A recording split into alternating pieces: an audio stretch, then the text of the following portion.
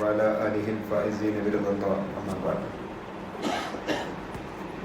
اللهم رب اشرح لي صدري ويسر لي أمري واحلل عقدة من لساني يفقهوا قولي. പ്രിയമുള്ളവരെ, അറബിയിൽ വളരെ പ്രസിദ്ധമായ ഒരു അറബി കവിതയുണ്ട്. വമായുദിനിൽ ഫക്കീറു മതാ ഗനാഹു വമായുദിനിൽ ഗനിയു മതാ യമൂതു. ഈ കവിതയുടെ അർത്ഥം ഇങ്ങനെയാണ്: ഒരു ദരിദ്രനായ വ്യക്തി, സാമ്പത്തികമായി എപ്പോഴും പിന്നോക്കം നിൽക്കുന്ന ഒരു വ്യക്തി, എപ്പോഴാണ് അവന് ഐശ്വര്യം വന്നുപെടുക, ഏറ്റവും സുന്ദരമായ ജീവിതം ലഭ്യമാവുക എന്നുള്ളത് അവനറിയില്ല. വമായുദിനിൽ ഗനിയു മതാ യമൂത്. ഒരു ധനികന്, ഇന്ന് ഏറെ ഐശ്വര്യപൂർണമായ ജീവിതം നയിച്ചുകൊണ്ടിരിക്കുന്ന ഒരു വ്യക്തിക്ക് അവൻ ഇതെല്ലാം ഉപേക്ഷിച്ചു അവന്റെ ഭൗതികപരമായ എത്ര വലിയ അസറ്റ് ഉണ്ടായാലും അത് മുഴുവൻ ഉപേക്ഷിച്ചുകൊണ്ട് എപ്പോഴാണ് മരണപ്പെട്ടു പോവുക എന്നുള്ളതും അവൻക്കറിയില്ല. ഇസ്ലാം ശരിക്ക് ഏറ്റവും കൂടുതൽ വിശകലനം ചെയ്യുന്ന, ഏറ്റവും ഇടപെടുന്ന ഒരു മേഖലയാണ് സാമ്പത്തിക മേഖല എന്ന് പറയുന്നത്. വിദ്യാർത്ഥികൾ എന്ന അർത്ഥത്തിൽ, അല്ലെങ്കിൽ ഇത്തരം മേഖലയിൽ ഇടപെട്ടുകൊണ്ടിരിക്കുന്ന ആളുകൾ എന്ന അർത്ഥത്തിൽ, നമ്മളുടെയൊക്കെ ജീവിതത്തിലെ ഏറ്റവും പ്രധാനപ്പെട്ട ഒരാഗ്രഹവും അഭിലാഷവും സാമ്പത്തികമായി ഉയർന്നു നിൽക്കുകയും നല്ല രീതിയിൽ തന്നെ ജീവിതം മുന്നോട്ട് കൊണ്ടുപോവുകയും ചെയ്യണം എന്നുള്ളത് തന്നെയായിരുന്നു. എല്ലാവർക്കും വ്യത്യസ്തമായ ആഗ്രഹങ്ങൾ ഈ രീതിയിൽ ഉണ്ടാവും. പക്ഷെ അതേസമയം തന്നെ ഈ മേഖലയിൽ മുന്നോട്ട് പോകുമ്പോൾ എത്ര തന്നെ നമ്മൾ സ്വപ്നം കാണുമ്പോഴും ഒരുപാട് പ്രതിസന്ധികളും പ്രയാസങ്ങളും നിറഞ്ഞ ഒരു മേഖലയാണ് നിലവിൽ ലോകത്തുള്ള എക്കണോമിക് സിസ്റ്റം എന്ന് പറയുന്നത്. ധാരാളം ചലഞ്ചുകൾ ഇന്ന് അനുഭവിക്കുന്നുണ്ട്. ഇന്ത്യയിൽ തന്നെ ഈ അടുത്ത് ഏറ്റവും പ്രസിദ്ധനായ ഒരു ചീഫ് എക്കണോമിസ്റ്റ് പറയുന്നൊരു വാക്കുണ്ട്: 3 Ds are the major challenges which affecting the economic system in India. 3D ആണ്, 3 ഡികളാണ് ഇന്ത്യയിലെ എക്കണോമിക് സിസ്റ്റത്തെ നിലവിൽ അഭിമുഖീകരിച്ചുകൊണ്ടിരിക്കുന്ന ചലഞ്ച് എന്നാണ്.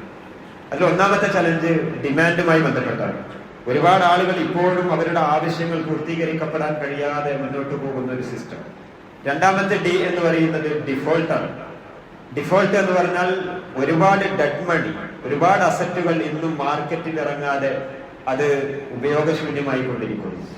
മൂന്നാമത്തേത് ധാരാളമായി ഡെപ്റ്റുകളാണ്, കിട്ടാക്കടമായി പെരുകിക്കൊണ്ടിരിക്കുകയാണ്. ഇത് മുഴുവൻ വിലയിരുത്തി കഴിഞ്ഞാൽ നമ്മൾ ഇടപെടാൻ പോകുന്ന, നമ്മൾ വലിയ ആഗ്രഹങ്ങൾ വെച്ച് പുലർത്തുന്ന ഈ ഒരു എക്കണോമിക് സിസ്റ്റം എന്ന് പറയുന്നത് ഒരു വലിയ ബബിളായി എപ്പോഴും പൊട്ടി വീഴാമെന്ന രീതിയിൽ മുന്നോട്ട് പോകുന്ന ഒരു സിസ്റ്റം. പക്ഷെ വിശ്വാസികൾ എന്ന അർത്ഥത്തിൽ നമുക്ക് ചില തിരിച്ചറിവുകൾ ഉണ്ടാവണം.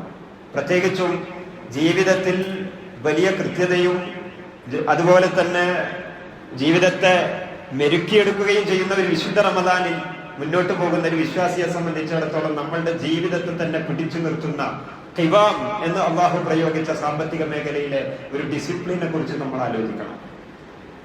അത് നമ്മൾ ഇസ്ലാമികമായി ഫിനാൻഷ്യൽ ഡിസിപ്ലിൻ എന്ന് പറയുമ്പോൾ തന്നെ ഏതോ അർത്ഥത്തിൽ ഈ മേഖലയിൽ നിന്നെല്ലാം ഒഴിഞ്ഞു മാറി അത് മുഴുവൻ ഉപേക്ഷിച്ച് അവിടെയൊന്നും എൻഗേജ് ചെയ്യേണ്ടതില്ല എന്ന ഒരു താല്പര്യത്തിലേക്ക്, അല്ലെങ്കിൽ അങ്ങനെ ഒരു പൊതുബോധത്തിലേക്ക് പലപ്പോഴും നമ്മൾ മാറാറുണ്ട്. പക്ഷെ ഇസ്ലാം പഠിപ്പിക്കുന്നത് അങ്ങനെയല്ല. മറിച്ച് ലോകത്ത് എത്ര തന്നെ പ്രതിസന്ധികൾ ഉണ്ടായാലും, സാമ്പത്തികമായി തളർന്നു നിൽക്കുന്ന ഒരവസ്ഥ രൂപപ്പെട്ടു വന്നാലും അതിനെപ്പോലും ഫോർകാസ്റ്റ് ചെയ്ത്, അതിനെ അനലൈസ് ചെയ്ത് അതെങ്ങനെ പ്രൊഫിറ്റബിലിറ്റിയിലേക്ക് കൊണ്ടുവരാം എന്ന് പഠിപ്പിച്ച യൂസുഫ് അലൈഹി സ്വലാമയുടെ പ്രവാചക പാരമ്പര്യമുള്ളവരാണ് നമ്മൾ. യൂസുഫ് അലൈഹി സ്വലാം ഈജിപ്ത് എന്ന് പറയുന്ന ഒരു രാജ്യത്തിൽ വരാൻ പോകുന്ന പട്ടിണിയെയും ദാരിദ്ര്യത്തെക്കുറിച്ചും കൃത്യമായി പറഞ്ഞ് വരാനിരിക്കുന്ന ഒരു കാലഘട്ടത്തിലേക്ക് എങ്ങനെയാണ് സാമ്പത്തികമായി വളരേണ്ടത് എന്നതിനെ കുറിച്ച് കൃത്യമായ പ്ലാൻ ഒരു രാജ്യത്തിന് മുമ്പിൽ പോലും നൽകുകയാണ്. ആ പാരമ്പര്യമുള്ള നമ്മളെ സംബന്ധിച്ചിടത്തോളം ഇസ്ലാം പഠിപ്പിക്കുന്ന ഒരു ഫിനാൻഷ്യൽ ഡിസിപ്ലിൻ എന്ന് പറയുന്നത് നമ്മളെ കൂടുതൽ വളർത്തുകയും കൂടുതൽ സസ്റ്റൈനബിൾ ആയ, എന്നും നിലനിൽക്കുന്ന എവർലാസ്റ്റിംഗ് ആയ ഒരു ഗ്രോത്തിനെ കുറിച്ചാണ് യഥാർത്ഥത്തിൽ പഠിപ്പിക്കുന്നത്. പക്ഷെ പലപ്പോഴും നമ്മൾ അതിനെ മനസ്സിലാക്കുമ്പോൾ ഏതോ രീതിയിൽ, വളരെ ചുരുങ്ങിയ രീതിയിൽ അതിനെ വിശകലനം ചെയ്യുകയും ഇസ്ലാം എന്ന് പറഞ്ഞാൽ സാമ്പത്തിക മേഖലയിലൊന്നും അത്ര വലിയ രീതിയിൽ താല്പര്യമില്ലാത്ത ഒരു മതമായി നമ്മൾ കരുതപ്പെടുത്താറുണ്ട്. ഇസ്ലാമിൽ യഥാർത്ഥത്തിൽ വിശുദ്ധ ഖുർആനിൽ 70-ലധികം തവണ ഏറ്റവും കൂടുതൽ വിശകലനം ചെയ്യുന്നത് ഇൻഫാക്ക് എന്നുള്ള ഒരു പ്രയോഗമാണ്.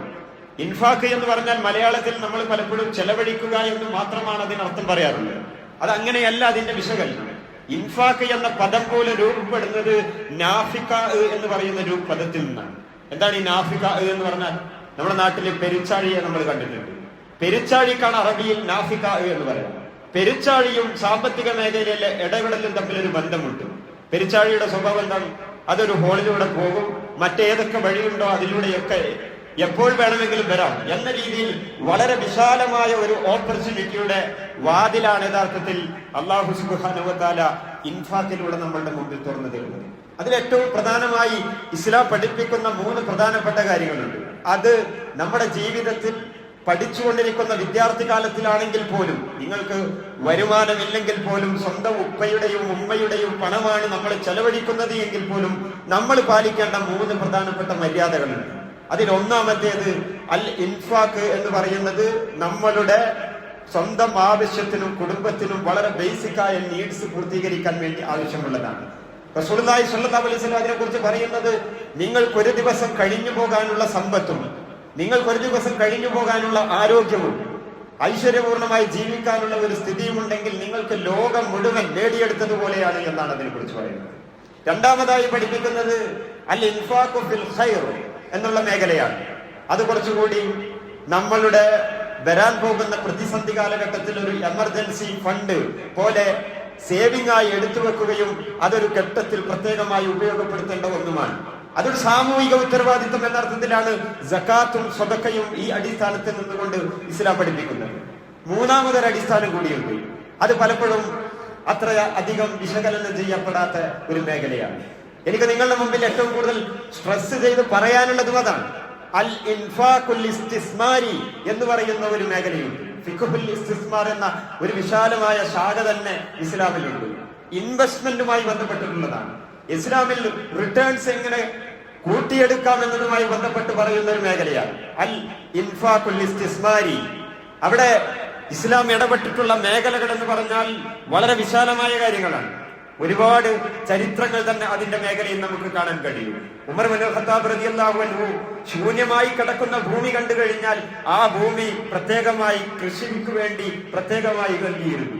അതുപോലെ തന്നെ പാവപ്പെട്ട ഏതെങ്കിലും മനുഷ്യരുടെ കയ്യിൽ സമ്പത്തില്ലാതിരിക്കുകയും പാവപ്പെട്ട ആളുകൾക്ക് കിട്ടേണ്ട അവകാശങ്ങളായ സമ്പത്ത് മുഴുവൻ ഒരു വിഭാഗം ആളുകളിൽ മാത്രം ഒതുങ്ങിക്കൂടുകയും ചെയ്താൽ അവരിലേക്ക് കൂടി ഒഴുകേണ്ട ഒന്നായി അള്ളാഹുവിന്റെ ഇസ്ലാം പഠിപ്പിച്ചതുപോലെ കൈലാ യകൂന ദൂലത്തൻ ബൈനൽ അഗ്നിയാഇ മിൻകും, ധനം എന്ന് പറഞ്ഞാൽ ധനികർക്കിടയിൽ മാത്രം കടക്കാനുള്ളതല്ല എന്ന ഒരു സിസ്റ്റത്തെ പരിചയപ്പെടുത്തിക്കൊണ്ട് അതിനെ ഗ്രോത്ത് ചെയ്യുന്നത് നമുക്ക് കാണാൻ കഴിയും. ഇങ്ങനെ തുടങ്ങി ധാരാളം ഉദാഹരണങ്ങൾ നമുക്ക് കാണാൻ കഴിയും.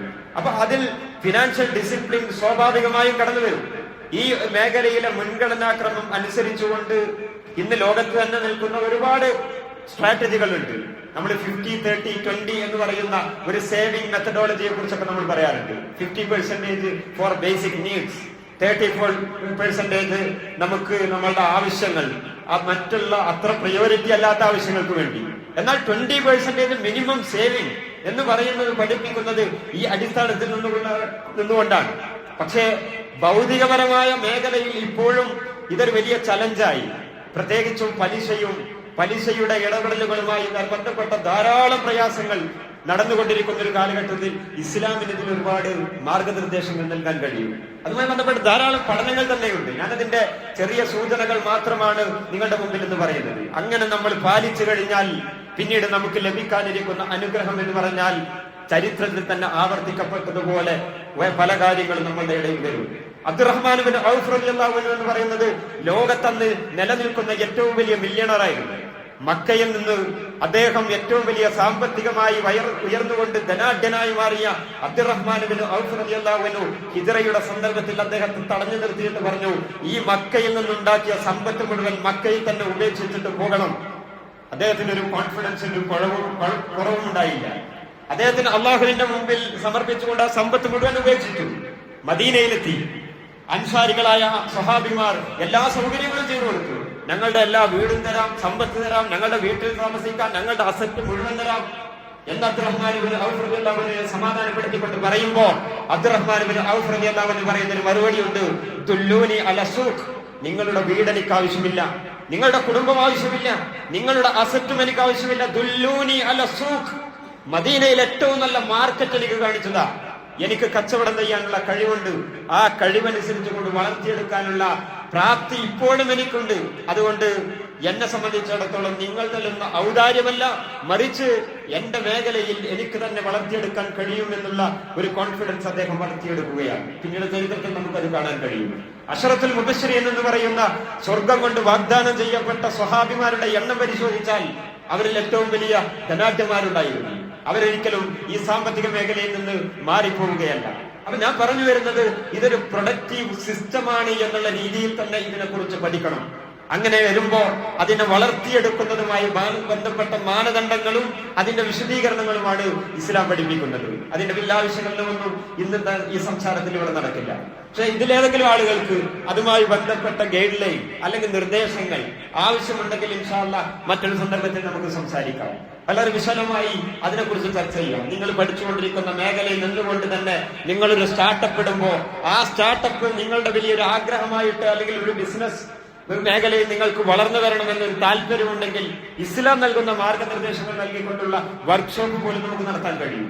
പ്രിയമുള്ളവരെ, പക്ഷേ പലപ്പോഴും നമ്മുടെ മുസ്ലിം കമ്മ്യൂണിറ്റിയിൽ ആ രീതിയിലുള്ള ചർച്ചകൾ നടക്കാറില്ല. ഞാൻ ആവശ്യപ്പെടുന്നത്, ഈ റമദാൻ കഴിഞ്ഞാലും നിങ്ങൾക്കൊരു മാസത്തിൽ ഒരു ദിവസമെങ്കിലും ഇവിടെ ഒരുമിച്ച് കൂടി അത്തരത്തിലുള്ള പഠനങ്ങൾ നടത്താൻ കഴിയുന്ന ഒരു വഴി തുറന്നു തന്നാൽ നിങ്ങൾക്കത് ഉപകാരപ്പെടുമെങ്കിൽ ഇൻഷാ അല്ലാഹ് നമുക്ക് അതിനു വേണ്ടിയുള്ള എല്ലാ സംവിധാനങ്ങളും ഒരുക്കണം. അല്ലാഹു സുബ്ഹാനഹു വ തആല ആ രീതിയിൽ കാര്യങ്ങളെ മനസ്സിലാക്കിക്കൊണ്ട് വിശുദ്ധ റമദാനിൽ നമ്മുടെ ജീവിതത്തെ മുഴുവൻ രൂപപ്പെടുത്തിയെടുക്കുമ്പോൾ സാമ്പത്തിക മേഖലയിലും കൃത്യമായ ഒരു ധാരണയോടുകൂടി വ്യക്തതയോടുകൂടി നമുക്ക് മുന്നോട്ട് പോകാൻ കഴിയണം. ഒരുപക്ഷെ നമ്മളിപ്പോ ജീവിച്ചുകൊണ്ടിരിക്കുന്നത് നമ്മളുടെ പ്രിയപ്പെട്ട ഉപ്പയുടെയും ഉമ്മയുടെയും സാമ്പത്തികമായ ഒരു അവസ്ഥയിൽ നിന്നുകൊണ്ടായിരിക്കും. അല്ലെങ്കിൽ അവരനുഭവിച്ചുകൊണ്ടിരിക്കുന്ന പ്രതിസന്ധികളെല്ലാം മനസ്സിലാക്കിയിട്ടായിരിക്കും നമ്മളിപ്പോ സ്വപ്നം കണ്ടുകൊണ്ടിരിക്കുന്നത്. ഇതിനേക്കാൾ നല്ല ഒരു ലോകം ഉണ്ടാക്കണമെന്ന സ്വപ്നവുമായി അല്ലാഹു സുബ്ഹാനഹു വ തആല അത് ഏറ്റവും നല്ല രീതിയിൽ വിജയിപ്പിക്കുന്ന രീതിയിൽ ഇസ്ലാമികമായ മൂല്യങ്ങളെ ഉയർത്തിപ്പിടിച്ചുകൊണ്ട് തന്നെ ഏറ്റവും നല്ല രീതിയിൽ വളർച്ചയുണ്ടാക്കാൻ കഴിയുന്ന ഒരു സാമ്പത്തികമായ വളർച്ച അല്ലാഹു സുബ്ഹാനഹു വ തആല നമുക്ക് പ്രദാനം ചെയ്യുമാറാകട്ടെ. നശ്ഹദു അല്ലാ ഇലാഹ ഇല്ലല്ലാഹ് നസ്തഗ്ഫിറുല്ലാഹ വ നസ്അലുകൽ ജന്നത വ നഊദു ബിക മിനൻ നാർ. അല്ലാഹുമ്മ ഇഗ്ഫിർ ലനാ ദുനൂബനാ യാ റബ്ബൽ ആലമീൻ. اللهم ارحمنا يا ارحم الراحمين. اللهم اعتقنا من النار وادخلنا الجنة يا رب العالمين. اللهم انك عفو تحب العفو فاعف عنا. اللهم ربنا تقبل منا انك انت السميع العليم وتب علينا انك انت التواب الرحيم. امين امين برحمتك يا ارحم الراحمين. السلام عليكم.